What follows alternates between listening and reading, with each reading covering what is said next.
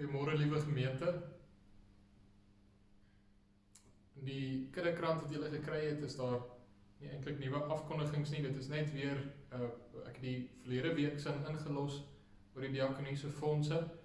So ek wil dit weer op die gemeente se hart druk om asseblief ekstra te dink, nog meer te dink aan die diakonie in hierdie tyd en om inbetalings te maak in hulle bankrekening in en indien moontlik om ook meer te gee as wat jy onder normale omstandighede vir die diakonie sou gee.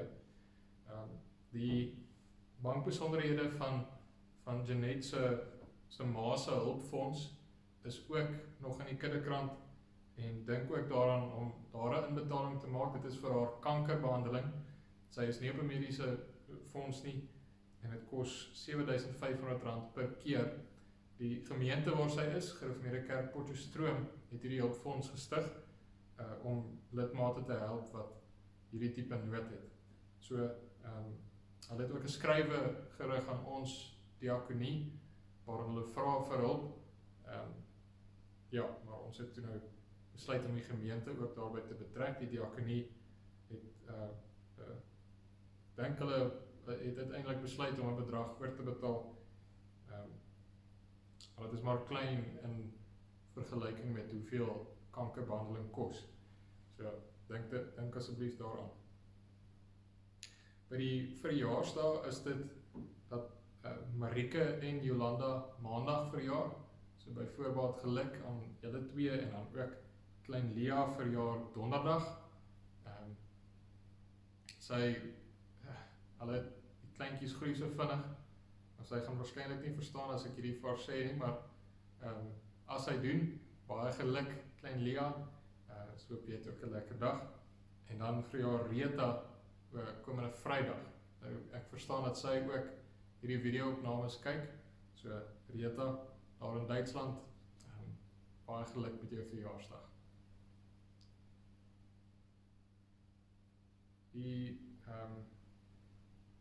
Ja, by die kollektes is die normaalweg is die eerste kollekte dan vir barmhartigheid en die tweede kollekte is vir die sendingfonds en dit kan julle in die kerkraad se bankrekening inbetaal.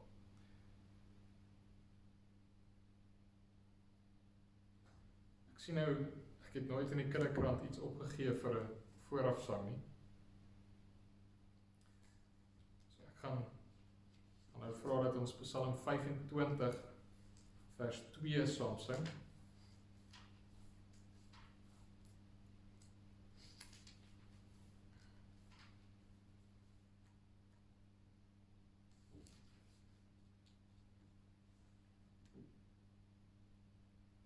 Leer my, Heer, U regte weë, wys die regte pad my aan, maak my hart daartoe geneë, om met lus daarop te gaan, wil my deur U waarheid leer, lei my dwalende gedagte, want U is my heil, o Heer, U is ek altyd te wagte.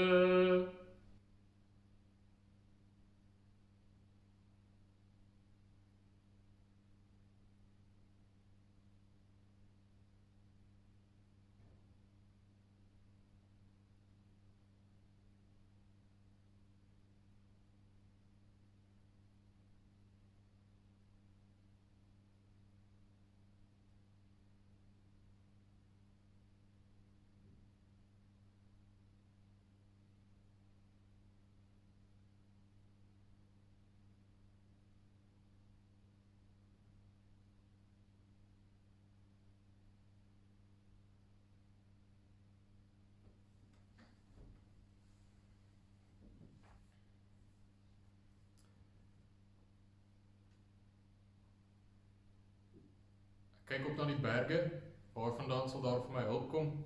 My hulp is in die naam van die Here, wat die hemel en die aarde geskaap het en getrou bly tot in alle ewigheid. Amen.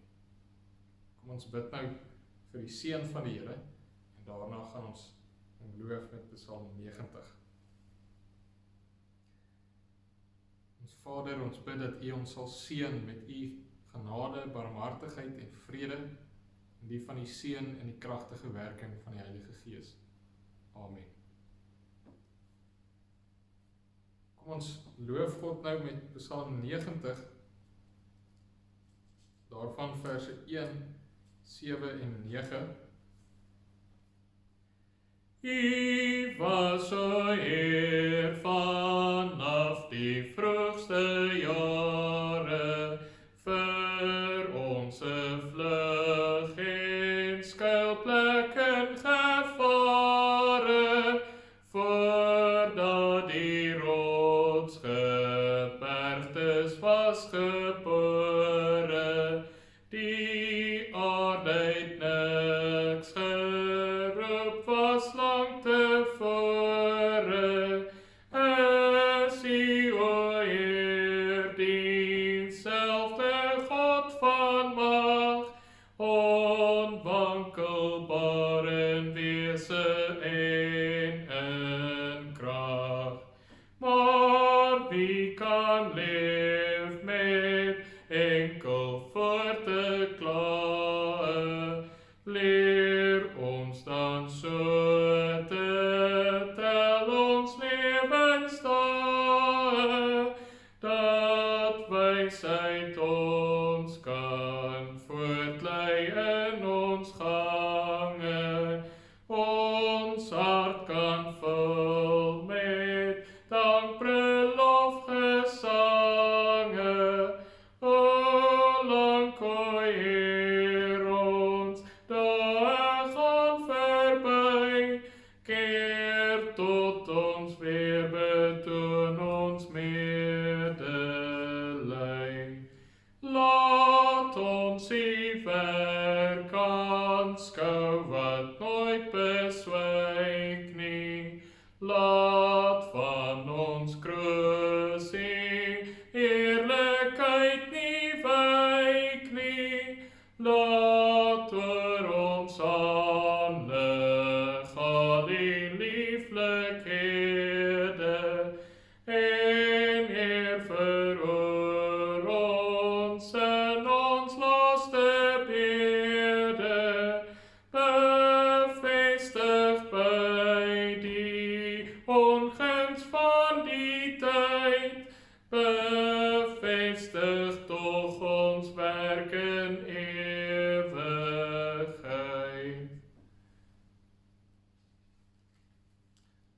Sal nou ons geloof saam bely uit die geloofsbelijdenis van die Sia.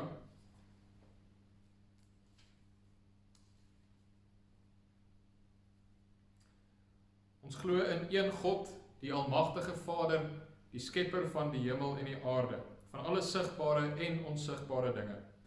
En in een Here Jesus Christus, die eniggebore Seun van God, voor al die eeue uit die Vader gebore.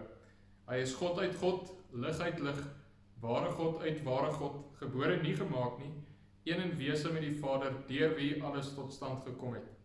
Hy het terwille van ons mense en ons saligheid uit die hemel neergedaal, en het deur die Heilige Gees uit die Maagd Maria vlees geword. Hy het mens geword.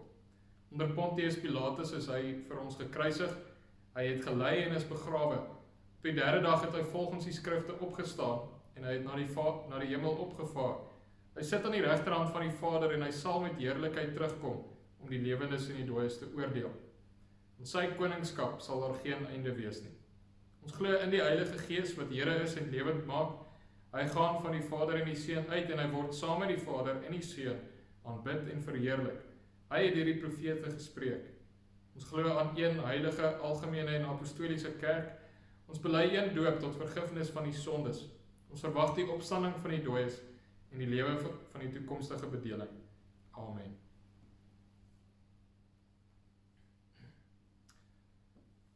Ons gaan nou na die wet van die Here luister, uit Eksodus 20, en dan gaan ons daarop antwoord met Psalm 119 vers 43 en 45.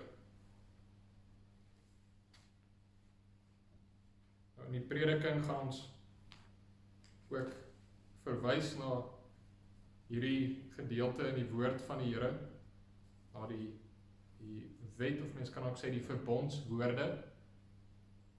Ons sal veral verwys na die eerste tafel van die wet, die eerste 4 gebooie. Toe het God al hierdie gebooie aangekondig: Ek is die Here jou God, wat jou uit Egipte, uit die plek van slawerny bevry het. Jy mag naas my geen ander gode hê nie.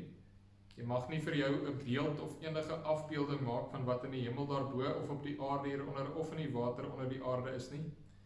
Jy mag hulle nie vereer of dien nie, want ek, die Here jou God, eis onverdeelde trou aan my. Ek reken kinders die sondes van hulle vaders toe, selfs tot in die 3de en die 4de geslag van die wat my haat. Maar ek betoon my liefde tot aan die 1000ste geslag, van die wat my liefhet en my gebooie gehoorsaam. Jy mag die naam van die Here jou God nie misbruik nie, want die Here sal die een wat sy naam misbruik nie ongestraf laat bly nie. Sorg dat jy die Sabbatdag heilig hou. 6 dae moet jy werk en alles doen wat jy moet, maar die 7de dag is die Sabbat van die Here jou God. Dan mag jy geen werk doen nie jy, of jou seun of jou dogter, of die man of vrou wat vir jou werk, of enige dier van jou, of die vreemdeling by jou nie. Die Here het in 6 dae die hemel en alles daarin gemaak, die aarde en alles daarop, die see en alles daarin. Op die 7de dag het hy gerus, en daarom het die Here dit as gereelde rustdag ingestel en dit geheilig. Eer jou vader en jou moeder, dan sal jy lank bly woon in die land wat die Here jou God vir jou gee. Jy mag nie moord pleeg nie, jy mag nie egbreek pleeg nie, jy mag nie steel nie, jy mag nie vals getuienis teen 'n ander gee nie, jy mag nie iemand anders se huis begeer nie, jy mag nie sy vrou begeer nie, ook nie 'n slaaf of 'n slaafin, 'n bees of 'n donkie, of enige iets anders wat aan hom behoort nie. Ons luister nou ook die laaste paar verse of die verse wat hierop volg, die volksreaksie, want ons moet onthou, toe die Here hierdie woorde gespreek het, toe was dit nie deur middel van 'n mens nie, dit was direk. Hy het van die berg af met sy volk gepraat en hierdie verbondswoorde aangekondig, en dan het die volk daarop gereageer met vers 18 tot 21. Toe die volk die donderslae en die klank van die ramshoring hoor en die weerligte en die rook op die berg sien, het hulle van angs gebewe en op 'n afstand bly staan. Hulle sê toe vir Moses: Praat jy liewer met ons en ons sal luister. Moet tog nie dat God met ons praat nie, want dan sal ons sterf. Maar Moses het die volk geantwoord: Moet nie bang wees nie, want God het gekom om julle te toets. Hy wil hê julle moet ontzag vir hom hê en nie sondig nie. Maar die ontzag is ook vrees. Hy wil hê dat julle moet hom moet vrees. Die volk het op 'n afstand bly staan, maar Moses het nader gegaan na die donker wolk waarin God was.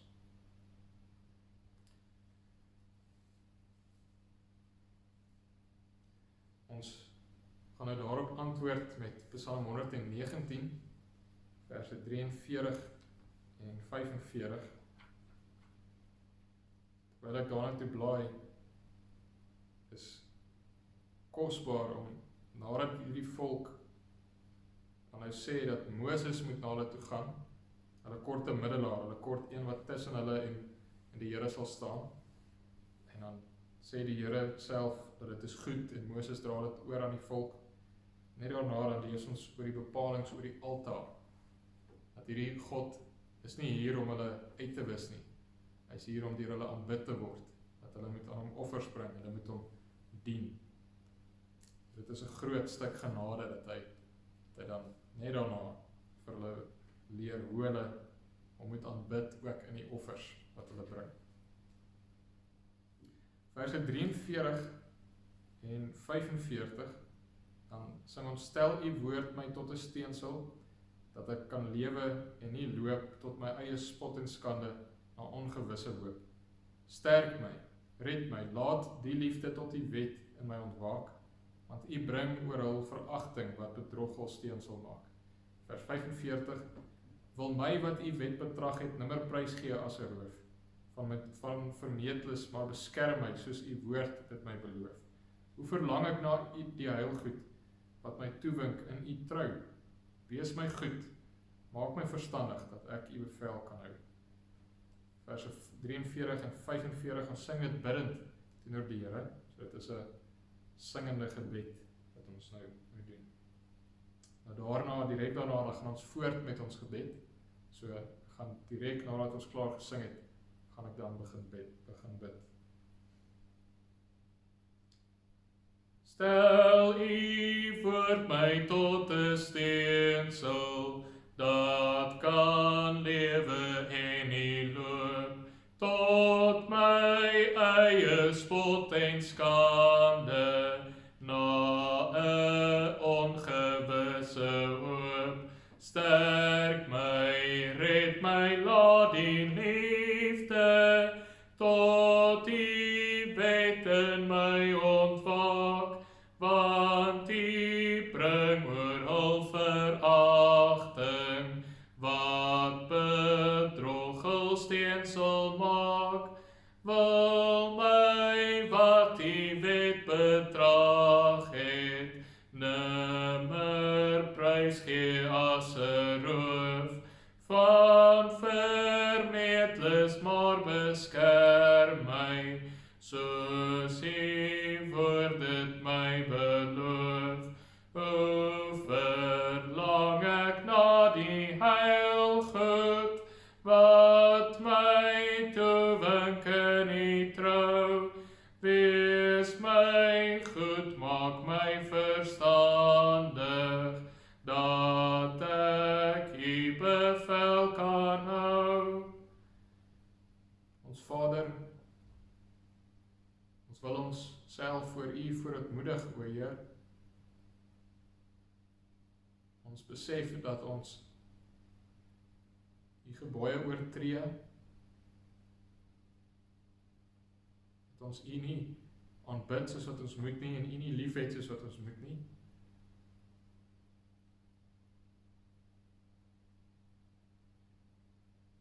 Daarom kom ons voor U nie met trotse skouers en trotse harte, koppe wat hoog gelig is nie. Ons kom voor U met 'n besef van sonde en kleinheid. Ons bid, o Vader, gee tog vir ons U geregtigheid wat U seun bymekaar gemaak het. Gee tog vir ons die reinigingsbloed van U seun. Gee tog vir ons U Gees wat ons skoon was met daardie bloed. Dat ons voor U kan staan as mense wat skoon is, wat geen sonde vuilheid meer aan ons het nie, skoon gewetes, gereinig, mense wat waardig is om voor U te wees.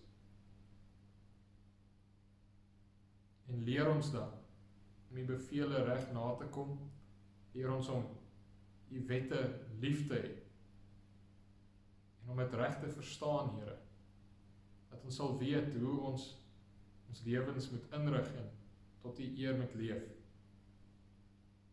Ons bid vir vandag se prediking, ons bid, Here, dat U ook daarmee sal wees met hierdie oordenking van U woord, en dat dit sal wees, so sê die Here, Here, wees tog met my mond, Here, moet tog nie toelaat dat my mond dinge sê wat in stryd is met U woord nie. Ja, moet my tog nie daaraan oorlewer, dinge vir U volk te leer, wat U nie self sê nie. Maak my so vol van U woord en die Gees, dat ek getrou sal wees in hierdie diens. Maar maak ook U gemeente so vol van die Gees, dat hulle die woord sal hoor en die woord sal herken. Dat hulle voor U woord sal buig. Al is dit dalk iets wat hulle nie van hou nie. Al is dit dalk iets wat hulle konfronteer.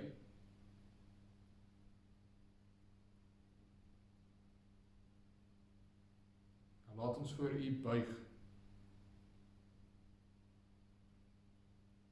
Maak ons arm van gees, mense wat treur.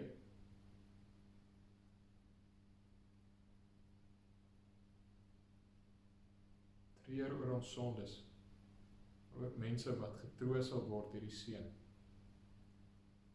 Ons bid hierdie dinge in sy groot en heilige naam, die naam bo alle name, die koning van die konings, en die Here van die Here, die hoof van die kerk,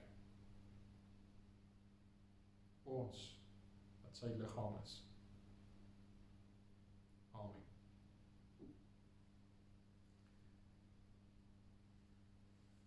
Ons gaan na die Here se woord luister uit Eksodus 5.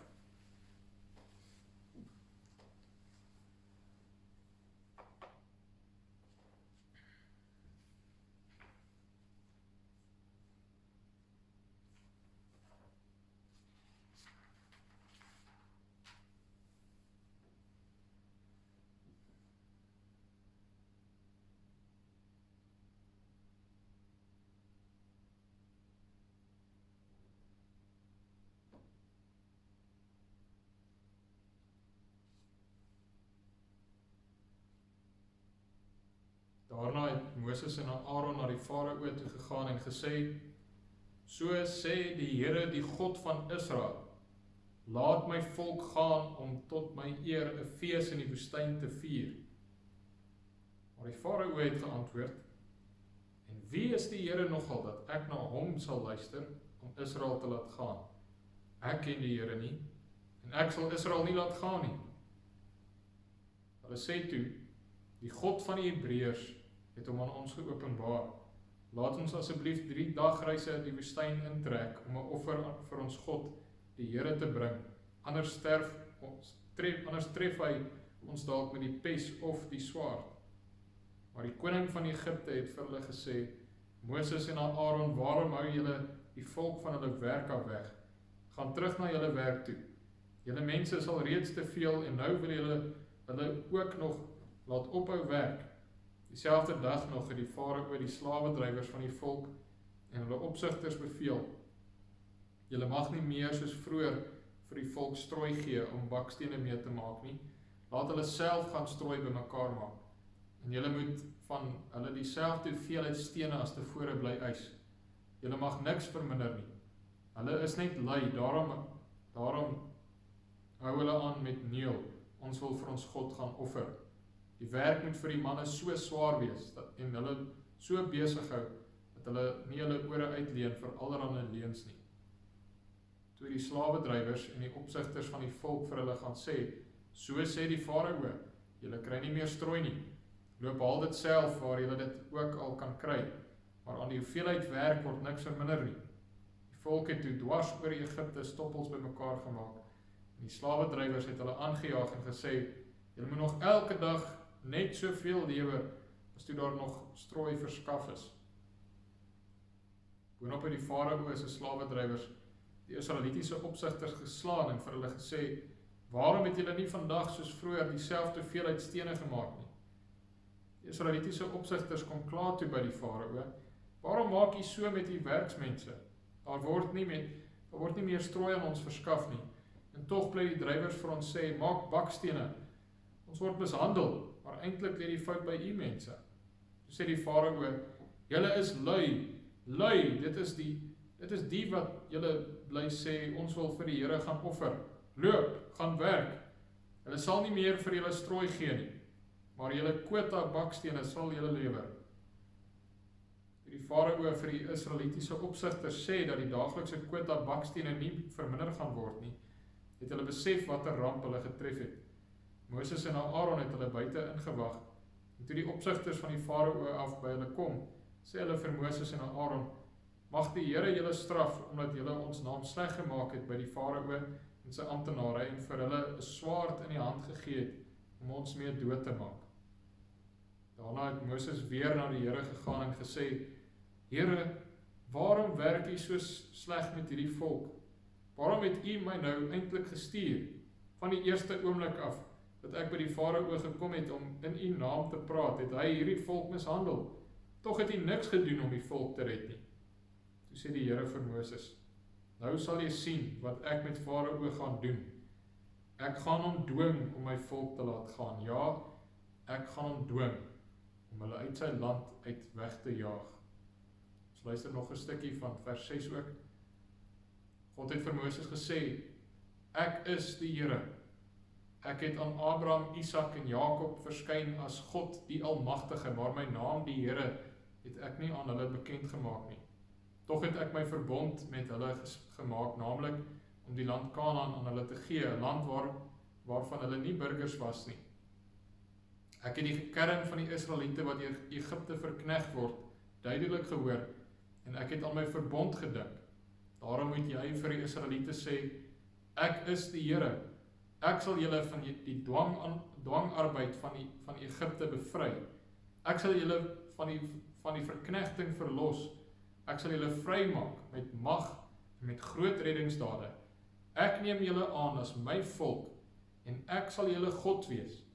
Dan sal julle besef dat ek die Here julle God is, wat julle van die dwangarbeid van Egipte bevry.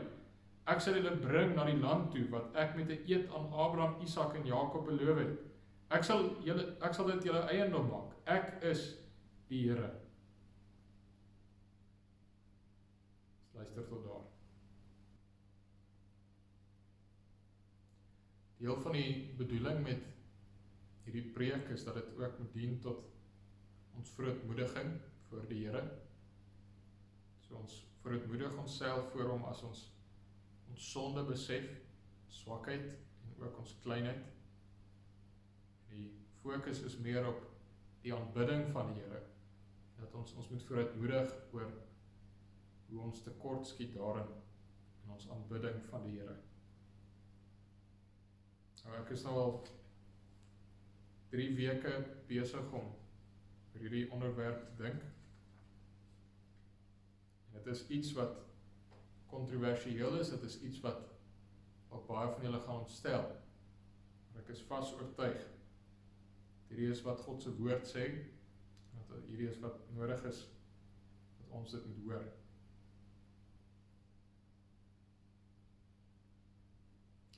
Aan die begin van Eksodus dan lees ons hoe Israel gegroei het. Hulle was 'n gesin, nou is hulle 'n baie groot volk. Hulle is so 'n groot volk, dat die farao het besluit om van hulle slawe te maak, en hy wil hulle getalle so minder kry. Hulle is bang vir die Israeliete se getalle. So hulle is nou 'n volk, maar 'n volk wat die farao se slawe is. En hulle slawe drywers het hulle met hardheid laat dien. Hulle lewe is verbitter, en daar is beveel dat al die seentjies vermoor moet word. Die Israeliete het gesug en gekreun oor die slawerny. Hulle het gekerm en gekla voor die Here. En God het hulle kerm en jammerklagtes gehoor. Hy het hulle nood en ellende raak gesien. Hy het hulle smarte geken en hy het gedink aan sy verbond en toe besluit om neer te daal om hulle te verlos, om hulle vry te maak uit hierdie slawerny uit. En daarom roep hy dan vir Moses agter die skape uit, om sy volk uit te lei uit Egipte uit. Hy moet met farao gaan praat, en die volk uit hulle slawerny uitlei. Moses en Aaron word dan gestuur uiteindelik na die farao toe, en hulle moet vir die farao sê, so sê die Here, die God van Israel, laat my volk gaan om tot my eer 'n fees te vier, fees in die woestyn te vier. Dis daar in hoofstuk 5 vers 1. Dus jy moet mooi hoor wat sê hulle. Hulle sê nie, laat jou slawe gaan nie. Die Here sê nie dit nie. Die Here sê, laat my volk gaan. Al dink die farao dat hierdie mense is sy slawe, is hulle nie. Dit is die Here se volk. En daarom kom die Here na hom toe, en hy kom nie smekende nie. Hy kom met 'n bevel. Laat my volk gaan. Dit is my volk, dit is nie jou slawe nie. Dit is my volk, en hulle moet gaan. Hulle moet 'n fees gaan vier in die woestyn. Hulle moet daar my gaan aanbid.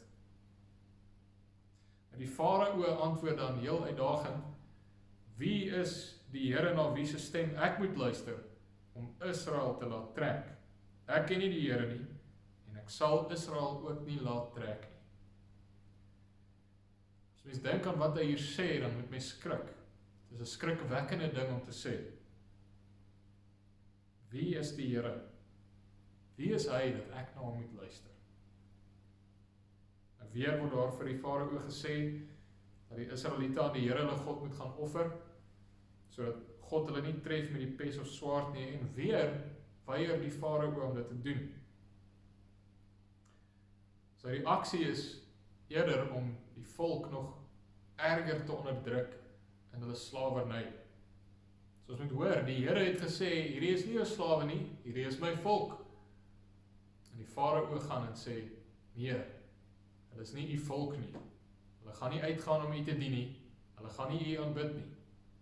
Hulle is my slawe, en hulle sal slawewerk doen. Jy sien, hierdie Farao en sy voorganger het vergeet van Josef en die God van Josef. Maar hulle sal die Here, die God van Israel, weer leer ken. Die keer gaan hy die Here nie leer ken as die een wat sy volk uit droogte en hongersnood uitred in Egipte nie, maar as die een wat sy volk uit Egipte uitred, uit slawerny uit. Nie met versorging, soos wat dit die vorige keer was, dat hy hulle versorg het met kos nie, maar die keer gaan hy hulle uitred met verskriklike pla. Die Here sal deur sy sterk almagtige hand die Farao dwing om die Israeliete te laat trek. Dis aan die einde van hoofstuk 5. Hy sal sy verbondsbeloftes aan Abraham nakom. Dit is wat hy dan in die begin van hoofstuk 6 so bevestig. Na die verbondsbeloftes lees ons onder andere in Genesis 17, daar waar hy sê dat hy waar hy beloftes aan Abraham maak, dat hy sal van Israel 'n volk maak wat syne is, en hy sal hulle God wees, en hulle sal uiteindelik in die beloofde land ook ingaan. En hy gaan hierdie beloftes nakom, volgens hoofstuk 6, deur die Israeliete vir hom aan te neem as sy eie volk, dan sê hy ook, en hy sal vir hulle 'n God wees. God sal hulle bevry van hulle slawerny.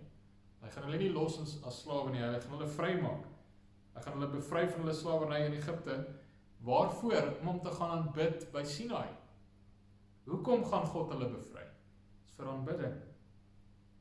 Daarna sal hy hulle bring tot in die beloofde land. Waarvoor? Om daar te gaan aanbid. Hy gaan hulle bring tot in 'n land waar die Kanaaniete verontreinig het met hulle aanbidding van afgode. Hulle die land bevuil met afgodsdiens. En die Here gaan eers, voordat hy sy volk daar inbring, gaan hy die Israeliete gebruik om die land weer skoon te maak van die vuilheid van die Kanaaniete. En dit doen hy deur die banvloek. Hy is besig om die land te reinig vir sy aanbidding, vir die ware aanbidding van die lewende God. So hy reinig die land, bring die Israeliete daarin, sodat hulle hom daar kan dien, sodat hulle hom daar kan aanbid, sodat hy hulle God kan wees en hulle sy volk kan wees. Maar al vroeg dan sê Moses vir die volk, julle moet pas op, as julle hierdie land so gaan verontreinig, soos wat die Kanaaniete dit verontreinig het, dan gaan die land julle uitspoeg, dieselfde gaan met julle gebeur, as wat met die Kanaaniete gebeur het. Die Here maak sy volk vry, bring hulle uiteindelik tot in die beloofde land, om hom te aanbid. Hy soek aanbidding. En sou ook kon sê, dat die Here hulle verlos uit hulle slawerny, om in verbond met hom te leef. Maar dit word ook oor en oor bevestig. Hierdie taal, dat hy sal hulle God wees en hulle sal sy volk wees, dit is verbondstaal. En as hy sê dat hy het gedink aan sy verbond, wat hy gesluit het met Abraham, Isak en Jakob, dan is dit verbond. Dis die verbondsbeloftes waaroor dit gaan. So hy red sy volk uit om in verbond met hom te leef. Nou, die verbond word gereeld in die Bybel beskryf met huwelikstaal. Sien dit redelik uitdruklik, ook hierdie tyd, hoe dit beskryf word in Jeremia 3 vers 2, dat toe die volk so deur die woestyn trek, dat die Here beskryf dit as hulle bruidstyd. Hulle is getroud met die Here. In 'n huwelik tussen 'n man en 'n vrou word die verbond wat hulle met mekaar gesluit het, word dit uitgeleef deurdat die man en vrou met hulle hele menswees met mekaar gemeenskap het. Dit is deel van die doel van die huwelik is gemeenskap met totale menswees. Fisies, geestelik, emosioneel, gemeenskap met mekaar. En hierdie gemeenskap word in die Bybel gebruik vir aanbidding. Hierdie intieme gemeenskap waar daar is tussen 'n man en 'n vrou, daardie word gebruik om aanbidding te beskryf. Dit is wat aanbidding is, dit is intieme gemeenskap. So as die volk met afgode aanbid, dan word dit beskryf in Esegiel 16, julle moet dit asseblief gaan lees by die huis, Esegiel 16, dis 'n rowwe hoofstuk, in Hosea, dan word dit beskryf met egbreek. Jy sien, want om die afgode te aanbid, is om met die afgode te slaap, is om met die afgode gemeenskap te hê. En hierdie volk is getroud met die Here, en as hulle dan die afgode gaan aanbid, dan is hulle besig om egbreek te pleeg. God het sy volk bevry om in verbond met hom te wees. God het sy volk bevry om intieme gemeenskap met hom te hê. God het sy volk bevry om hom te aanbid. Nou, by die afgode, dan moet mens dink aan, dan is dit gode wat mense geskep het met hulle kreatiwiteit. En hulle moet nie net die gode skep nie, hulle moet ook uitdink met hulle kreatiwiteit, uitdink hoe hierdie God aanbid wil word. Hoe wil hierdie God hê dat ons met hom gemeenskap moet hê? Maar die lewende God is anders. Hy is nie die een wat met ons kreatiwiteit geskep word nie. Hy is die een wat ons geskep het. En hy is die een wat vir ons sê hoe hy aanbid wil word. Dit is nie ons wat moet uitdink hoe ons hom moet aanbid nie. Hy is die een wat vir ons sê. Hy sê vir sy volk, hierdie is hoe julle my moet aanbid. En daarom gee hy aan hierdie volk wat hy bevry het, en nou later in Eksodus 20, die 10 verbondswoorde. Ons noem dit ook die 10 gebooie, maar mens kan dit reg ook sê, hierdie is die 10 verbondswoorde, wat die Here aankondig oor sy volk. En daarin leer hy sy bruid hoe sy met hom gemeenskap moet hê. Hy leer sy volk hoe lyk 'n lewe van aanbidding. Ek dink mens kan dit ook in sekere sin vergelyk met as 'n man en 'n vrou dan nou wel hulle trou beloof aan mekaar. Dan sê hulle aan mekaar sekere dinge. Hulle maak aan mekaar sekere beloftes.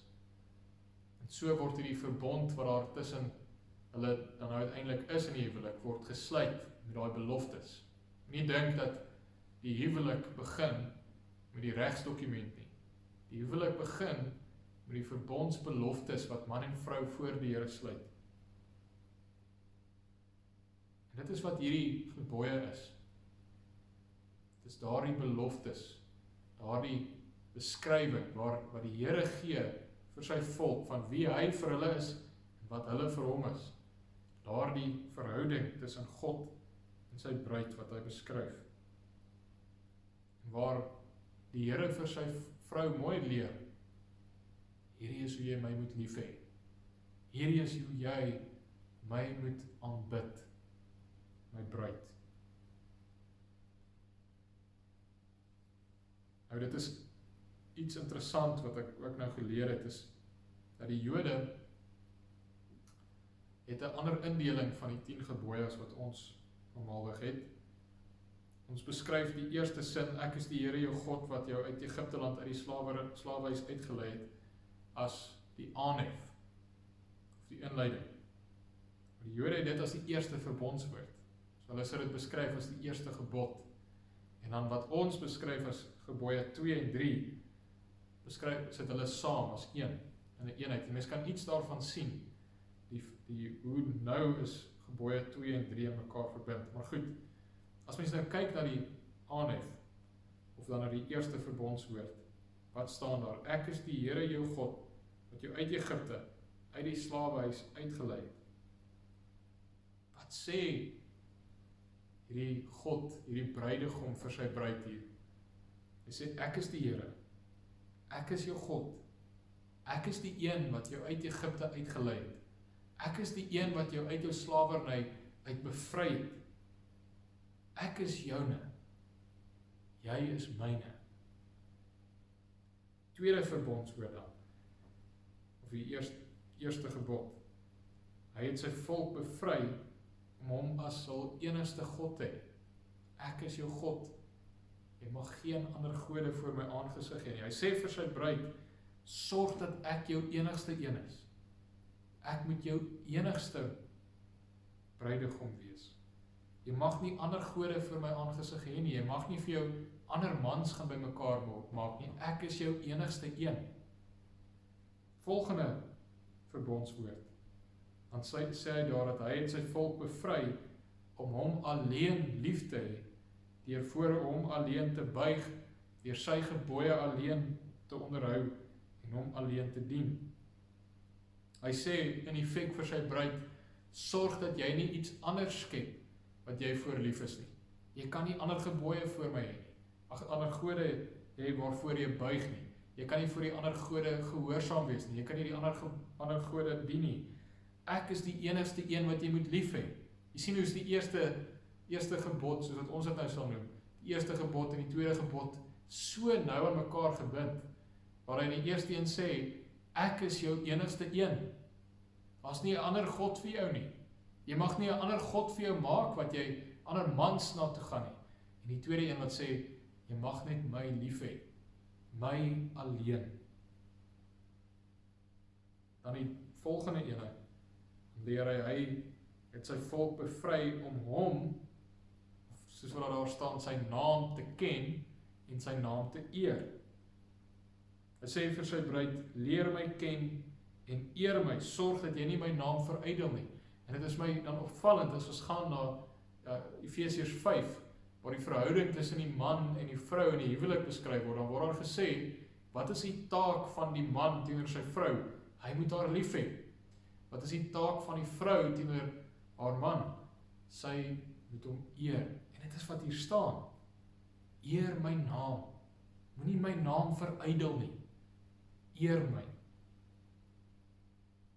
En dan die laaste gebod van die eerste tafel staan daar dat hy het sy volk bevry om by hom en in hom te rus. Hy sê vir sy bruid in effek dan, bly naby aan my, vind jou rus in my, vind jou vrede in my, vind jou vreugde en jou saligheid in my. Ek het jou bevry uit slawerny om by my te rus, om by my te wees, om jou vrede by my te vind.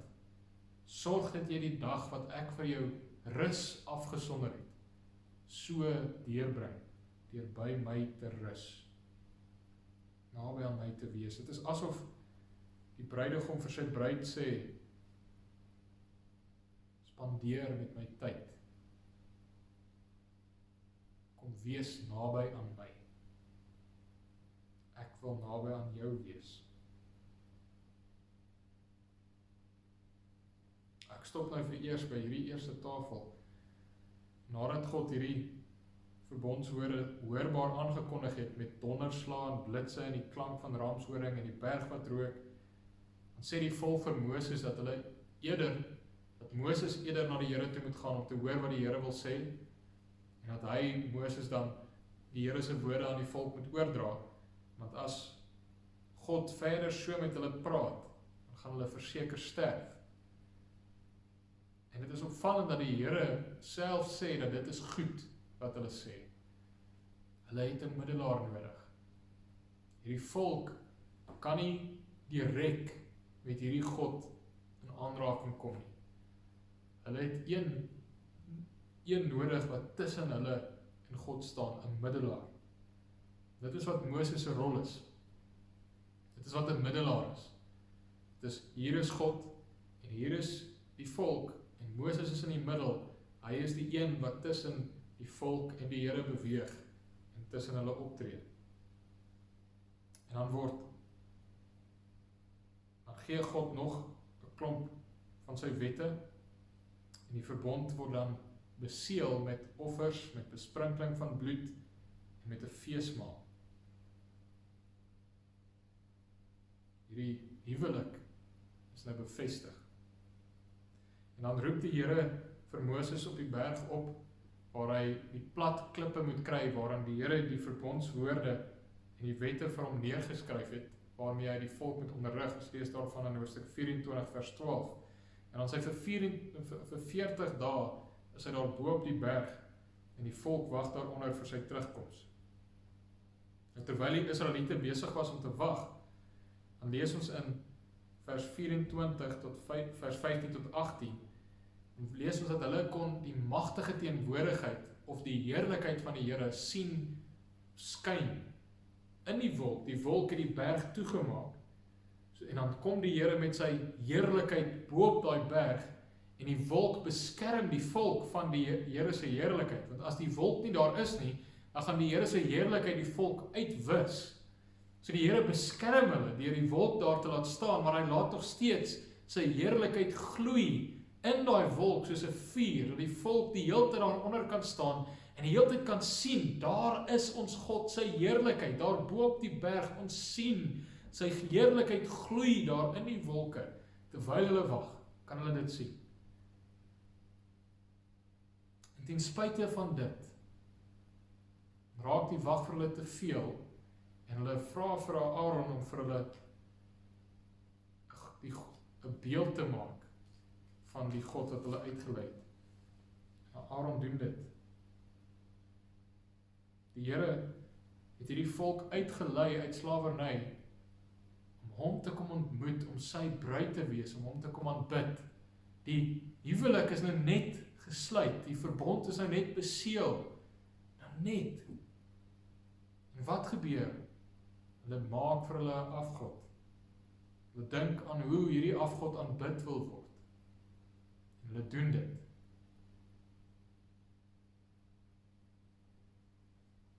En sou dit kon vergelyk met 'n bruid wat op die huweliksbevestigingsdag met 'n ander persoon gaan rondslaap. Op die huweliksfees is sy al aan trou. Dit is verskriklik hierdie. Dit is hartseer. Terwyl dit onder op die berg gebeur, dit is hoofstuk 32 vers 1 tot 6, dan sê die Here daar bo op die berg vir Moses vers 7 tot 10 dat die volk verderflik gehandel het.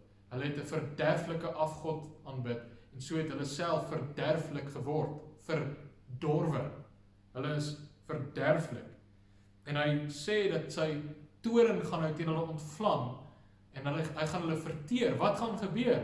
Hy gaan die wolk oplig van die berg af en hy gaan met sy heerlikheid kom en die volk uitwis. Uitwis, daar gaan nie meer 'n volk wees nie. Dit is wat die Here hier sê. Hy sê vir hulle, hy gaan hierdie volk totaal en al verteer met sy toorn en dan sal hy uit Moses uit 'n nuwe volk maak. Dit beteken elke liewe man, elke liewe vrou, elke liewe kind wat onder daai berg gesit het, sal met die heerlikheid van die Here verteer word en daar niemand oorbly nie. Niemand nie. Almal verteer deur die Here se heerlikheid. Jy sien, wanneer hierdie God mense bevry om in die aanskouing van sy heerlikheid om te aanbid, en hulle gaan dan ligtelik daarmee om, en hulle gaan draai weg van hierdie God af, en hulle gaan aanbid die afgode, dan raak jy verderflik. En dan gaan die Here jou as 'n verderflike een hanteer, dan lig hy sy wolk op, en dan verteer hy jou met daardie heerlikheid, wat jy eintlik moes aanbid. Dan verteer hy jou daarmee, want jy het nee gesê vir aanbidding, en jy het ja gesê vir verderflikheid. Dieselfde heerlikheid, wat jy moet aanhits om hom te aanbid, is die heerlikheid wat jou gaan verwoes, as jy hom nie aanbid nie. Want om hom te aanbid, is die doel van sy genadige bevryding. Dis waarom hy jou bevry van slawerny. Dis waarom hy hulle uit slawerny bevry het. Maar dit is nie net 'n vryheid wat God jou gee nie. Hy gee vir die volk die vryheid uit slawerny om hom te gaan aanbid daar by die berg. Maar dit is nie net 'n vryheid nie, dit is 'n verpligting. Dis 'n verpligting, hulle moet hom aanbid. Hulle mag nie nou na ander mans toe gaan nie. Hulle mag nie met ander mans gaan slaap nie. Dit is 'n verpligting om hom en hom alleen te aanbid. Dit is die vreugde om dit te doen. En jy durf dit nie nalat. Jy sien in die Nuwe Testament is die bevryding uit slawerny groter as hierdie bevryding uit slawerny in Eksodus. Met die uittog uit Egipte sien ons eintlik 'n skaduwee van dit wat in die Nuwe Testament gebeur. En die Nuwe Testamentiese skrywers wil gereeld vir jou daai lyn trek. Hulle is heeltyd oor en oor by plekke is hulle besig om terug te verwys na die gebeurtenisse hier by die uittog uit Egipte land uit. Ons is hulle besig om te sê dat hier is dinge wat gebeur wat nog groter is as die dinge wat toe gebeur het. Hier het die Here deur sy sterk en almagtige hand die volk uit slawerny bevry van die Farao en hulle slawedrywers. Maar later dan bevry die Here ook met sy almagtige en sy sterke hand die volk uit slawerny van 'n groter Farao en van erger slawedrywers. Jy sien die groot Farao is die Satan. En mens sien dit eintlik al in Genesis 3 vers 15 en die val van die mens. Wie is die groot vyand? Wie is die groot een wat die mensdom verslaaf aan homself maak? Wat van die mense slawe maak van hom en wat oor hulle heers met vrees? Wie is daai een? Dis die Satan. Dis die Satan wat die groot Farao is. En wie is die groot slawedrywers? Die erger slawedrywers is daardie manne wat ons van gelees het in hoofstuk 5. Wie is hulle? Wel in Romeine dan word die slawedrywers beskryf as ons sondes. Die Satan is ons Farao, mensdom se Farao.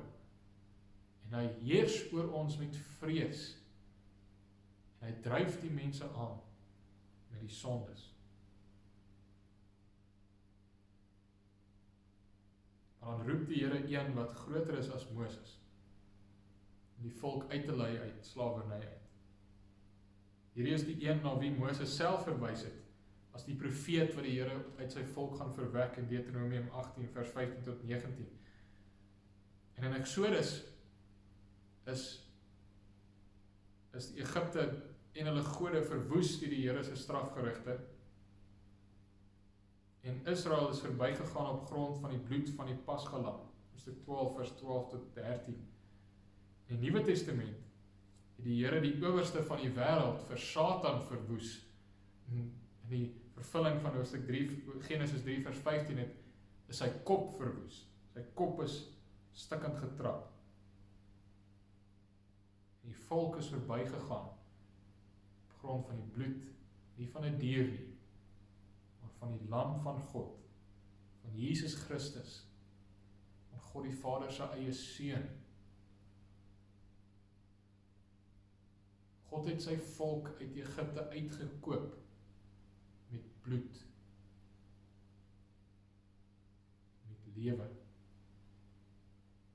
Die Nuwe Testament nog meer, met 'n duurder prys, het hy vir jou die vryheid gegee om hom te gaan aanbid.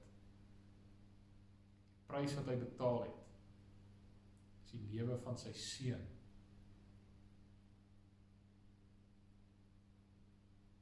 Hierdie is 'n duur vryheid. Dis bloedgekoopte vryheid. Maar die doel van die verlossing is dieselfde, om in verbond met God te leef en dit te geniet deur middel van aanbidding. Nou, maar die prys is duurder. Die doel is dieselfde. Die prys is duurder. Jesus se bloed, nie 'n dier se bloed. Dit is 'n duur gekoopte vryheid. Jy sien, as die vryheid van die Israeliete iets was waarmee hulle nie ligtelik kon omgaan nie, hoeveel te meer ons vryheid? Hoeveel te meer die vryheid wat God vir ons gee, waar hy jou uit die Farao se kloue uitgered het, van jou slawe drywers gered het, om hom te aanbid, hoeveel te meer moet ons nie ligtelik omgaan met daardie vryheid nie, met God se aanbidding nie. Hoeveel te meer het ons ook hierdie verpligting. Jy sien, broer en suster en kinders, ons moet reg dink oor die aanbidding wat die Here toe kom. Ons moet reg daaroor dink. Dit is nie iets kleins nie. Dit is nie iets ligs nie. Ons moet reg daaroor dink oor die aanbidding wat ons as individue, wat ons as huisgesinne en wat ons as gemeente vir God moet gee. Dit is nie iets wat ons sommer net kan vergeet of wat sommer maar net afgestel mag word nie. Dit is nie iets waarmee ons ligtelik mag omgaan nie. Ons moet besef met watter God het ons hier te doen. Ons het weer die een te doen wat sy berg omring het met wolke om ons te beskerm, om die volk te beskerm van sy heerlikheid, dat sy heerlikheid ons nie uitwis nie. En wat die volk voor die voet wou vernietig, toe hulle die afgode aanbid. Al wat hulle gekeer het, was die middelaar wat vir hulle ingetree het. Al wat gekeer het dat hulle uitgewis is die middelaar se intreewerk. So besef, ons kan nie ligtelik omgaan met die bruidegom se aanbidding nie. In die tweede helfte van die preek, of eintlik die einde van die preek, wil ek fokus op, hoe doen ons dit? Prakties, wil ek praat oor, hoe kan dit gebeur dat ons ligtelik omgaan met hierdie aanbidding, met hierdie duur vryheid en verpligting, wat God die Vader gekoop het met sy seun se eie bloed. Al een manier hoe ons ligtelik daarmee kan omgaan, want wat ek bedoel met individuele aanbidding, is as ek as individu in my dag myself afsonder en tyd maak in God se woord en om my God te aanbid. Dis individuele aanbidding. Huisgesin se aanbidding is wat ons normaalweg sou noem huisgodsdiens. En die gemeente se aanbidding is wat ons normaalweg noem 'n erediens. So hoe gaan ek ligtelik daarmee om? Jy kan dit op verskillende maniere doen. Een manier is om te sê, maar ek is te moeg. As die afspraak wat jy met jou God het as individu, as dit dalk in die oggend vroeg is, en jy besluit, nee, ek gaan nie gaan nie, ek gaan maar eerder slaap. Ek is te moeg om nou dit te doen. Hoekom sê ek dat dit is om ligtelik daarmee om te gaan? Want wat sou jy doen as jy 'n baie belangrike afspraak gehad het met 'n persoon? Stel nou maar, jy is werkloos en jy het hierdie beroepsonderrig, jy het 'n onderrig wat jy moet bywoon. Maak dit sin dat jy die oggend opstaan en sê, ek is te moeg, ek gaan nie gaan nie? Nee, want dit is belangrik, omdat dit belangrik is, gaan jy gaan. Maar die feit dat ons party oggende sal opstaan en sê, ek is te moeg, sê hoe min ons dink van die Here se aanbidding, wat ons as individu moet gee. Dieselfde ook as huisgesin, dieselfde ook in die gemeente se aanbidding.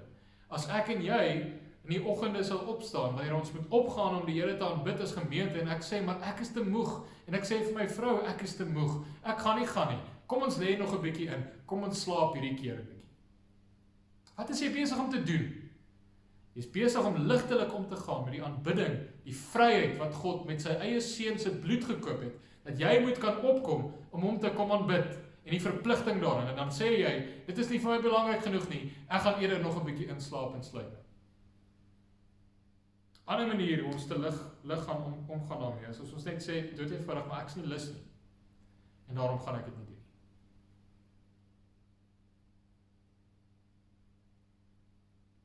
Ek onthou hoeveel kere in my eie lewe, nou as predikant, kan ek nie so iets sê nie. Ek is verplig om hier te wees. As ek nie hier is nie, dan kan daar nie gepreek word. Maar ek onthou voordat ek bevestige predikant is, hoeveel kere net dood eenvoudig gevoel, maar ek is regtig nie nou lus nie. Vanoggend is ek nie lus om op te gaan nie. Tot my skaamte, hoeveel keer het ek dan nie gegaan nie? Hoeveel keer wanneer ons huisgodsdienste, wanneer wanneer ek eintlik weet, ek moet stilte tyd hou. Ek net voel, maar ek is nie lus nie. Ek wil nie eintlik nie. Jy gaan ook ligtelik daarmee om in jou prioriteite. As daar party dinge in jou lewe meer belangrik is as hierdie, dan is jy besig om hierdie lig te maak. As daar iets is wat meer gewigtig is as die aanbidding van die lewende God, want jy besig om die aanbidding van die lewende God lig te maak. En as jy in jou huisgesin se huis lewe dit vir die kinders oor en oor wys, dan gaan hulle dit begin glo. As jy wys dat ons kan maar ons huisgodsdienst maar net afstel en uitstel, ons doen dit so nou en dan, maar wat? En hier is ander dinge wat belangriker is. Ons stel die huisgodsdienst af vir daai ding. Wat doen jy? Wat doen jy? Jy is besig om die aanbidding van die lewende God lig te maak. En iets anders belangriker te maak. Ons maak dit lig in ons beplanning. Nou, as ek daarmee kan mens sê in die tekort aan beplanning, as ons nie enigstens beplan nie, en as ons dan die dag net so deurgaan en daar as nie regtig orde nie, en dan kom jy aan die einde van die dag en jy sê, ek het nooit my tyd saam met my God deurgebring nie.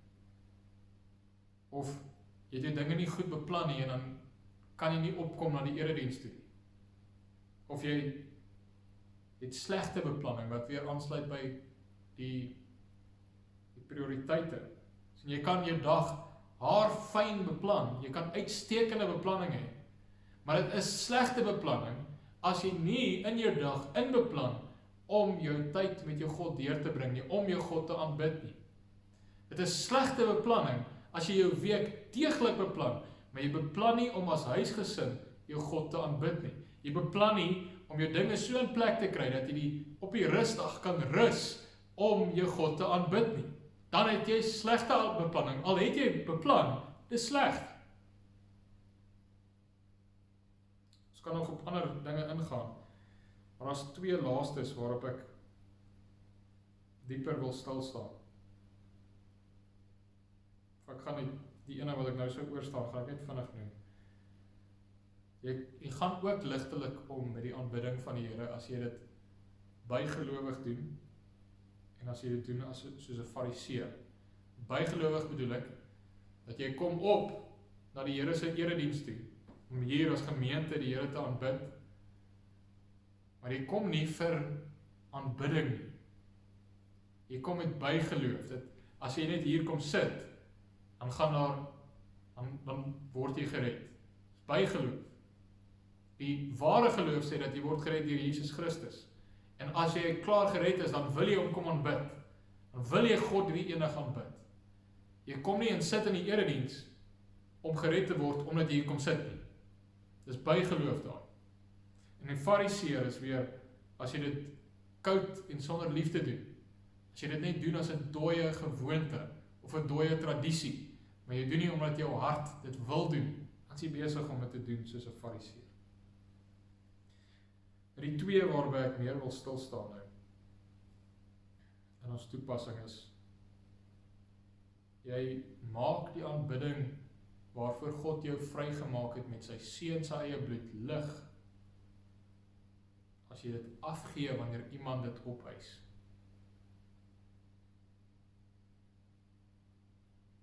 Wanneer iemand na jou toe kom en sê, jy mag dit nie meer doen nie,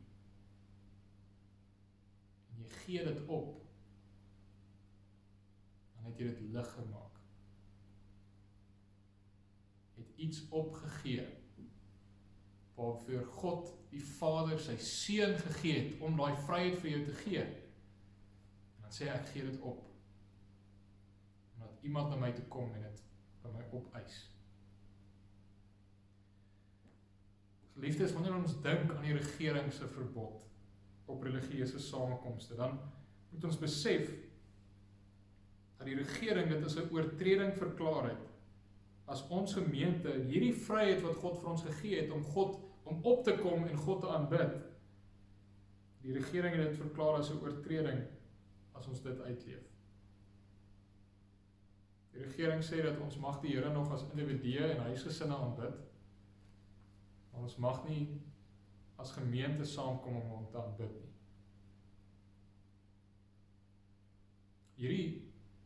Die president se aankondiging, waar hy dit weer wettig verklaar het vir groepies van 50, verander nie aan die feit dat hulle dit onwettig verklaar het op 'n stadium nie.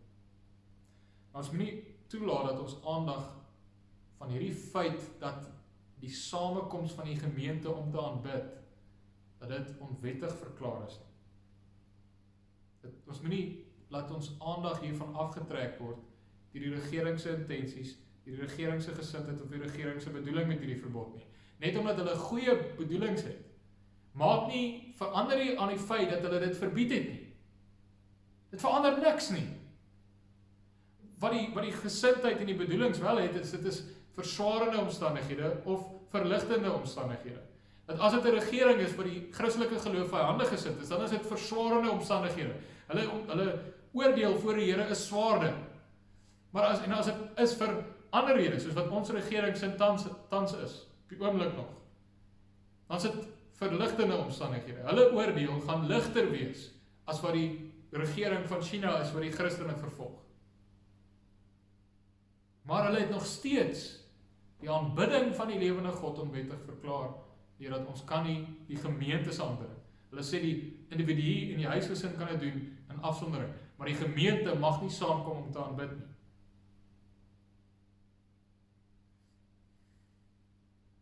Ons moet ook nie toelaat dat ons aandag van hierdie feit afgetrek word deur die gebruik van tegnologie en die internet, waar die woordverkondiging nog by lidmate kan uitkom nie. Jy kan maklik jou aandag aftrek van die feit dat daar is 'n verbod. Die rede hoekom ek sê dat ons nie toelaat dat ons aandag daarvan afgetrek word deur die tegnologie nie, is drie redes. In die eerste plek is daar baie min kerke in Suid-Afrika wat die tegnologie het, wat die middele het om oor die internet hierdie dinge te doen. Bitter min kerke het dit. In ons eie klasses skat ek dat 70% van die gemeentes kan dit nie doen nie. Dit beteken vir 70% van die gemeentes, sit daardie gemeentes nou al van Maart af, en daar is geen woordbediening wat na die gemeente toe uitkom van die gemeente se kant af nie. Verder is daar baie lidmate in die gemeentes wat wel die tegnologie het, wat self nie die data het of die vermoë het om dit te benut nie.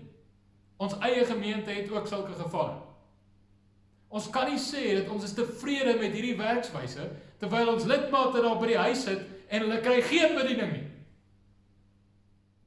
Ons kan nie sê dat ons is tevrede hiermee nie.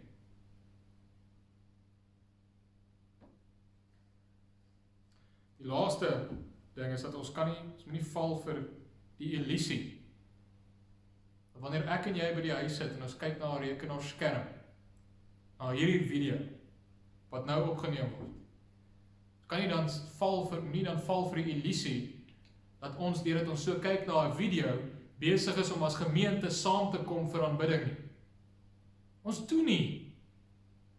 Ons het van Maart af, het die gemeente nog nie een keer saamgekom vir aanbidding nie. Ons sit afgesonder in ons eie huise, afgeskeer van mekaar, die liggaam van Christus is uit mekaar uitgeskeer, sit in afsondering. En aanbid as huisgesinne, ja. Aanbid as individue, ja. Maar aanbid nie as 'n gemeente wat opgekom het om te aanbid nie. As jy dink dat deur na 'n video-opname te kyk, het die gemeente op te kom, dan wil ek jou vra, as daai gemeente in daai oomblik besig is om saam te kom vir aanbidding, stop daai video. Pause hom. Waar is die gemeente? Waar is sy? Sy is nie daar nie, want sy was nooit daar nie.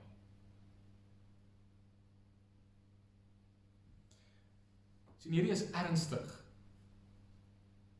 Hierdie is ernstig. Hierdie is belangrik. Die feit dat ons gemeente nie opkom om die Here te aanbid nie, ernstig. Want die Here het ons bevry met sy seun se bloed om dit te doen.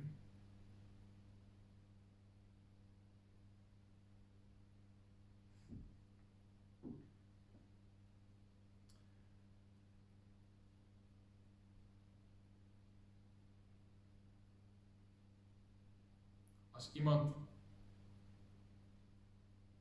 na jou toe kom en vir jou verbied om die Here te aanbid, mag jy dit nie opgee nie. Jy mag nie. Jy mag dit nie opgee as individu nie. Jy mag dit nie opgee as huisgesin nie. Jy mag dit nie opgee as gemeente nie. Jy mag nie. Jy sal niks beter as Esau, wat sy eersgeboortereg verruil het vir lensiesop. Hy het sy eersgeboortereg verag. En as ons die vryheid wat God gee om hom te aanbid, opgee, omdat iemand dit opeis, wat is ons anders besig om te doen as om die vryheid om te aanbid te verag? Dis presies wat ons doen. Ons verag hierdie vryheid om God te aanbid. As iemand na my toe kom en vir my sê, ek beveel jou, jy mag nie meer aanbid nie. Maak nie saak in watter opsig, as individu, as huisgesin, as gemeente. As iemand na die gemeente of die huisgesin na die individu toe kom en sê, ek beveel jou, jy mag nie meer saamkom om te aanbid nie. Wat moet die gelowige sê? Ek weier. Jy kan my doodmaak, jy kan my dreig met die dood. Hierdie vryheid is te kosbaar om op te gee. Dit is 'n bloedgekoopte vryheid. Ek sal dit nie opgee nie, al dreig jy my met die dood. Dit is hoe die Christen moet reageer. As iemand kom en die vryheid om te aanbid opeis, moet sê, ek kan nie. Jy kan ook dink, nou Dani, hoekom gaan jy so aan hieroor? Die president het dit dan nou wettig verklaar. Maar geliefdes, jy moet mooi verstaan, ons gaan nou af na vlak 3 toe. Wat gaan ons sê, as ons weer opgaan na vlak 5 toe? Wat kan gebeur? Wat gaan die kerke dan sê? Gaan die kerke dan weer sê, nee, die regering het ons verbied om saam te kom, en nou gaan ons weer ons vryheid om God te aanbid opgee? Dit is absurd. Dit is absurd. Dink net, as die regering na jou toe gekom het, en hulle het vir jou dieselfde ding opgeëis, maar nou net vir jou as individu. Jy mag nooit weer as individu op 'n stadium ergens gaan sit en God aanbid. Jy gaan sê nee. Hoekom moet 'n gemeente ja sê? Maak nie sin nie.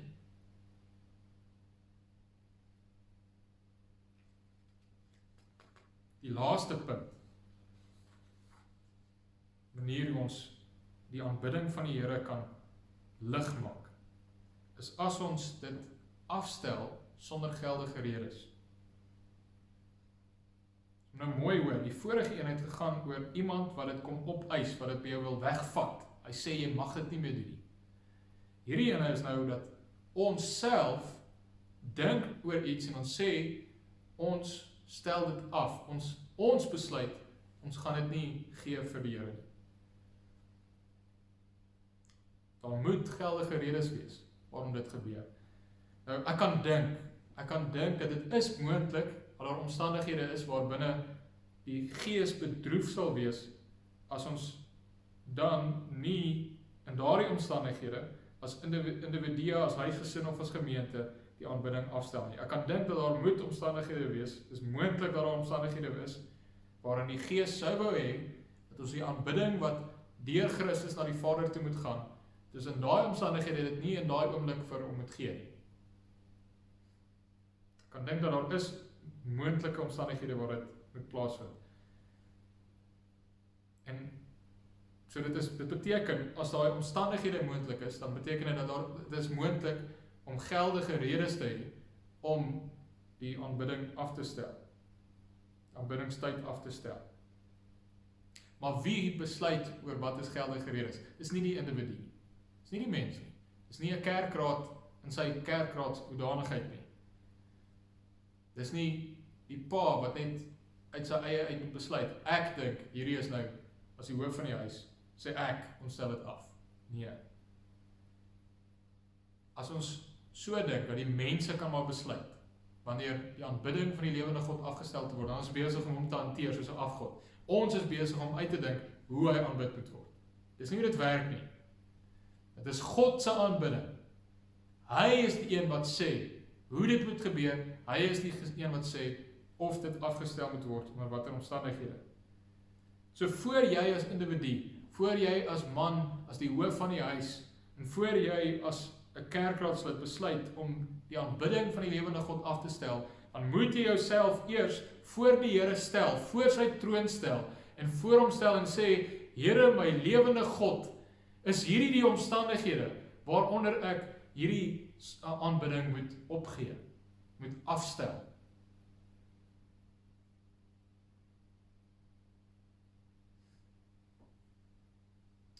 Jy moet in die lig van die woord gaan soek. Watter dinge sou in die Here se oë so belangrik wees, dat hy dit sal verkeerd ag, dat jy in daardie omstandighede om aanbid. Nou, ek het lank hieroor gedink. Al wat ek aan kon dink, is in die lig van die 6de gebod. Van jy mag nie doodslaan nie. Jy moet lewe beskerm. Maar dis moeilik. Dit is nie so eenvoudig nie, geliefdes. Hierdie is nie net so eenvoudig as om te sê, daar is lewensgevaar en daarom moet ons dit afstel. Dis nie so eenvoudig nie. En ons moet hieroor dink as gemeente. Ons moet. Hierdie is so belangrik, want ons gaan nou nog vir maande, dalk selfs jare aangaan met hierdie virus situasie en die dinge wat rondgaan in ons land. Ons moet dink oor ons aanbidding en hoe ons dit doen. Is hierdie omstandighede, net omdat dit lewensgevaarlik is, regverdig dit dat ons die eredienste afstel. Ons moet daaroor gaan dink. Ons moet gaan dink, is dit die tipe omstandighede, hierdie omstandighede waarin ons nou is dit die tipe omstandighede waarin God wil hê dat ons hom nie nou moet aanbid nie, dat ons dit moet later weer moet doen. Ons moet mooi besef dat nie alle lewensgevaar beteken dat jy dit moet afstel. Dis nie net omdat daar enigstens lewensgevaar is, dat daar nie aanbidding moet wees nie. My punt daarmee is, as dit die geval was, dat daar mag nooit enige lewensgevaar wees nie, dan mag ons nooit enige erediens hou nie, want julle moet ry van ver af. Ek kan loop van die huis af, maar baie van julle moet van ver af ry.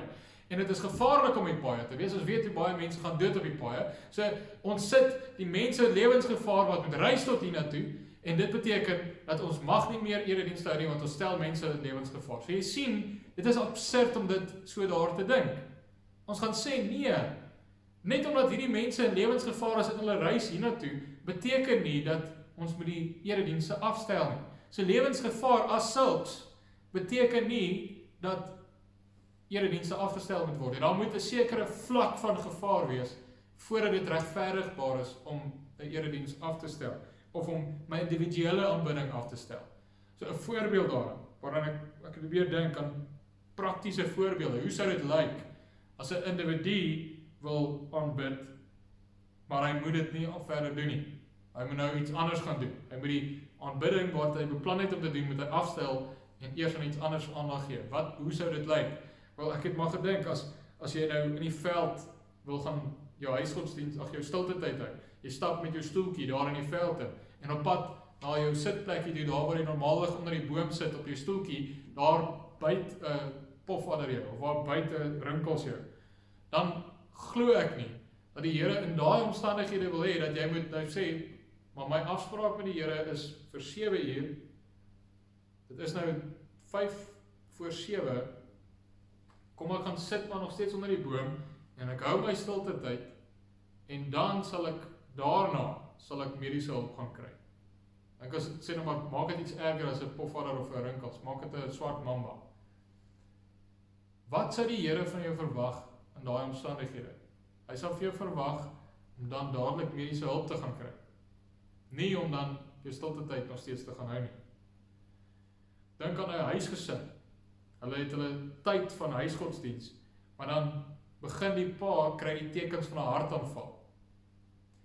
Ek dink nie die Gees wil hê dat die pa dan moet sê, my gesin, ek is besig om 'n hartaanval te kry, maar ons gaan nog aangaan met ons huisgodsdiens, maar dit is die aanbidding van die Here.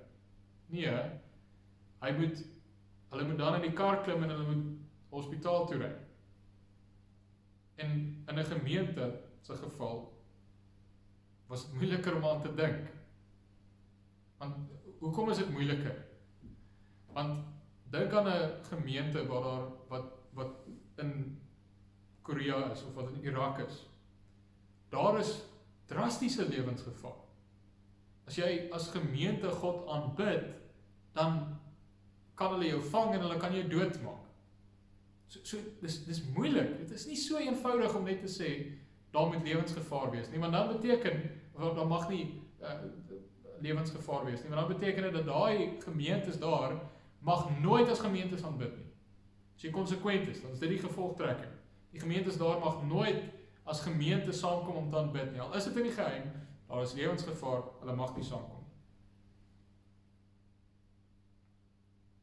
Al wat manier hoe ek daaraan kon dink, aan 'n tipe voorbeeld, is, sê nou maar daar in Irak, as ons gemeente, ons Uitschot gemeente is nou oorgeplaas daar na Irak toe, en die moslems het besluit, hulle maak Christene voor die voet dood. As jy as gemeente by mekaar kom, dan kom hulle en maak jou dood. En ons gaan nog steeds aan, ons doen dit in geheim, kom in geheim by mekaar, en die afspraak is hierdie keer by Henry hulle se huis. En soos wat die gemeente nou opkom na Henry se huis toe, dan kom Henry agter, maar hier sit die moslems hier, hulle kruip hier weg, hulle gaan, sodra die mense aankom, dan gaan hulle vang. En dan laat weet Henry die gemeente, en sê vir die gemeente, die moslems lê en wag hier vir ons, hulle gaan ons vermoor, sodra hulle hier aankom, moenie kom nie. In daai omstandighede is ek oortuig, die regte ding om te doen, is om te draai, om nie te gaan na die plek toe waar ons sou by mekaar kom nie, maar om te draai. Dit is nie om jou aanbidding prys te gee. Hoor mooi, daar's 'n verskil. En die ene waar iemand dit ophys, dan sê hy, jy moet ophou aanbid, of ek maak jou dood. Dan moet jy sê, ek gaan nie ophou aanbid nie. Hierdie voorbeeld is anders as daai. Wat hier gebeur is, jy sê nie nee vir aanbidding nie. Jy sê nie nee dat jy gaan ophou om God te aanbid nie. Jy sê dat ons gaan as gemeente ons lewens beskerm, en nie nou hier waar ons weet, dat as ons daar gaan aankom, dan gaan hulle ons vermoor. Ons gaan omdraai, en ons gaan die aanbidding skuif na 'n ander plek toe. Ons gaan steeds ons aanbidding gee, en ons gaan skuif na 'n ander plek, in 'n ander tyd, waar die moslems ons nie gaan vang nie. So dit is 'n tipe voorbeeld waar ek kan probeer dink het aan 'n gemeente se geval. Dit is moeiliker in 'n gemeente se geval. Is hierdie pandemie so geval?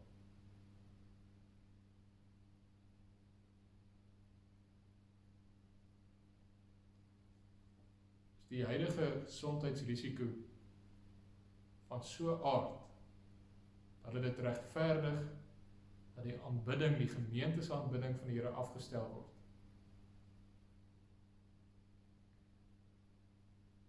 Dit is iets wat die kerkraad oor moet oordeel. Sien, ons moet besef waarmee ons as individue, as huisgesinne en as gemeente besig is. Die Here se aanbidding is nie iets om ligtelik mee om te gaan nie. Hierdie vryheid om te aanbid is 'n duur vryheid.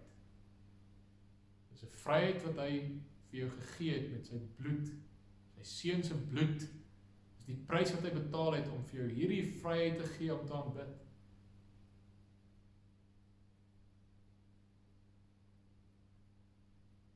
Sê vir ons dit. Ons moet nie daarmee omgaan asof dit goedkoop is nie. Maar die erge ding is dat ons doen. Ons doen presies dit. As individue, as huisgesinne, dan gaan ons goedkoop om met hierdie vryheid om te aanbid. Ons stel dit af, ons stel dit uit, ons sê ek is moeg, ek is nie lus nie. Ons beplan sleg, ons maak slegte verskonings.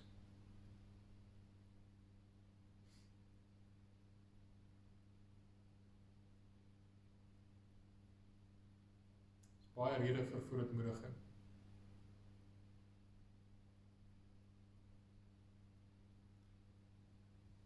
En as jy jouself so voor die Here dan verootmoedig, dink ook aan ons Here Jesus se woorde, die saligsprekinge, waar hy sê, salig is die wat arm van gees is. Salig is die sondaars, wat geestelik arm is, niks het nie. Salig is die wat treur oor hulle sonde.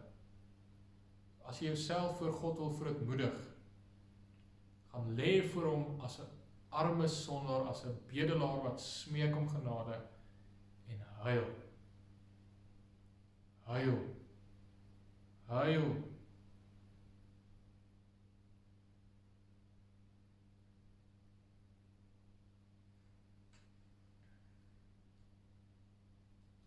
Dan hoor dat wat Jesus dan ook sê is, hy sê nie net salig is die wat treur nie, hy sê ook dat hulle sal vertroos word.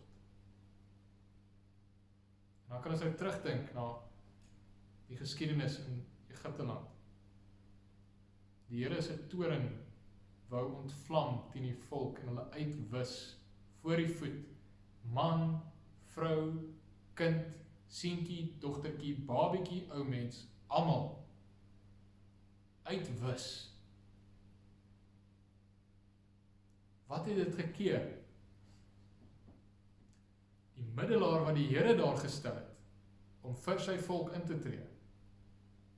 Dis al wat dit gekeer het.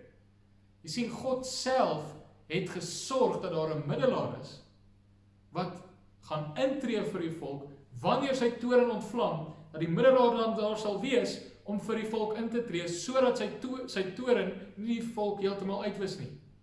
Dis nie toevallig wat Moses daar is, en wat Moses vir die volk intree as middelaar. Dis nie toevallig nie. Dis God wat dit gesorg het dat dit daar gebeur. Hy het geweet dat die volk hierdie gaan doen, en hy het gesorg dat daar 'n middelaar is, want hy wil nie die volk uitwis nie.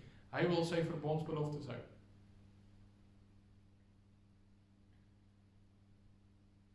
Ons het gesê, ons lewe, ons is as 'n groter farao, as erger slawedrywers, as 'n groter verlossing in slawerny, 'n groter vryheid om te aanbid. Ons ook 'n groter middelaar. Dit is ons Here Jesus. Die een wat mens en God is. Moses was nie God nie. Moses was net mens. En dan kom daar die groter middelaar, Jesus Christus, die een wat volkome mens is, die een wat volkome God is, en hy staan aan die regterhand van God met sy mensheid. En hy is die een wat vir ons intree. Hy is die een wat vir jou intree, vir jou wat ligtelik omgegaan het met die Here se aanbidding. Die enigste rede hoekom die Here jou nie uitwis nie, is omdat daar 'n middelaar is wat vir jou intree. Die enigste rede hoekom hy nie jou as huisgesin uitwis nie, daar is 'n middelaar wat vir jou intree. Die enigste rede hoekom hy nie ons gemeente en die kerke in Suid-Afrika en oor die wêreld uitwis vir ons ligtelike omgang, hoekom ons die aanbidding wat die Here vir ons gee en van ons eis, om vir hom te gee, omdat ons dit goedkoop maak. En is die rede hoekom hy nie die kerk in haar geheel uitwis nie. Naas 'n middelaar. Die groot bruidegom, wat sy lewe vir die bruid aflê, wat sorg dat sy sal voortbestaan vir hom, met hom gemeenskap te hê. Amen. ons bid saam. Grote God en Vader in die hemel,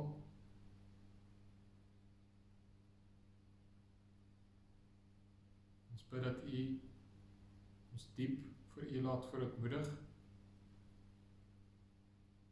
laat ons laag voor U neerbuig, laat ons sien en besef hoe ons as individue, as huisgesinne en as gemeente verkeerd gedink het oor U aanbidding, oor hierdie vryheid wat U vir ons gee om U te aanbid, hoe ons dit op soveel maniere lig gemaak het.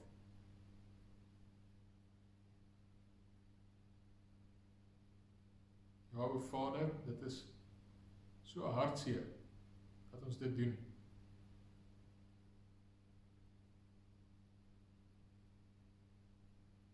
Dankie dat U ook vir ons 'n middelaar gee, wat vir ons intree.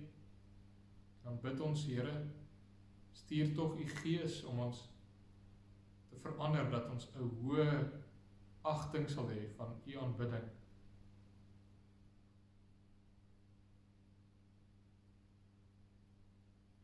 Ons sal besef, wat was die prys wat betaal is vir dit? Die Seun se eie bloed, dat dit kosbaar sal wees vir ons, so kosbaar, dat ons dit vir niemand sal opgee as hulle dit opeis nie, en dat ons dit net onder die nodigste, heel nodigste omstandighede sal afstel.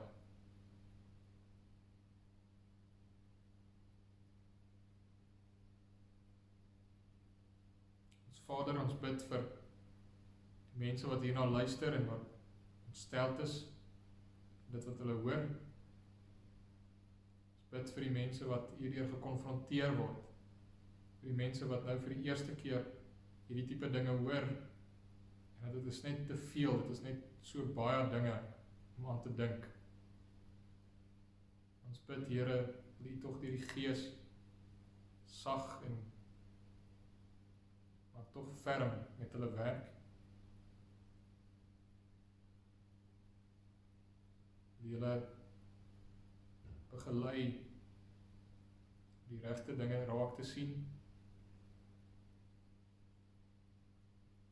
Ons bid dit vir ons gemeente, ons bid dit vir ons kerkraad. Die ons almal diep vir U laat verootmoedig. Ons bid ook vir almal wat siek is, ons bid vir almal wat eensaam is, wat swaar belas is, deur allerlei beproewings, mense wat spanning het in hulle huwelike, mense wat sukkel met die ouderdom, spanning in die gesinne, tussen broers en tussen susters. Ons bid, Here, dat U ook met hulle sal wees, en dat U die een sal wees wat hulle troos, U die een sal wees wat hulle naby is, en hulle naby U hou. U sien alles, en U ken alles. U hoor ook ons smarte en ons jammerklagtes vandag, en U daal neer om ons ook nou te verlos. En ons bid dit, Here, dat U dit sal doen vir U gemeente en vir elke kind van U wat hierna luister. Ons bid dit in U Seun se heilige naam. Amen.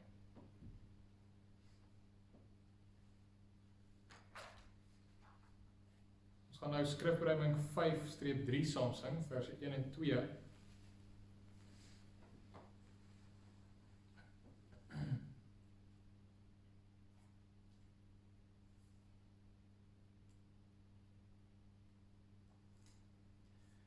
Aan U, o Lam van God, 'n nuwe lofgesang, want U is vaardig om die wonderboek te ontvang, en op te breek die boek van toekoms en verlede, en van wat word geskryf van Gods verborgenhede. Is waardig U alleen, omdat die werk volbracht is. Toe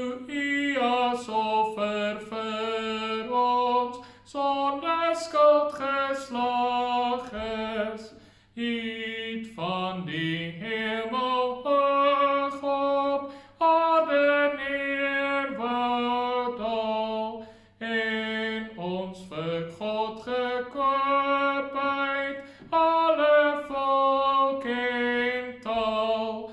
Die losprys was die bloed wat U vir ons gestort het, waardeur ons rein gewasse priestervolk geword het, en konings in die ryk van onverstoorbare vrede, om God te dien en eer in eindeloos ewighede.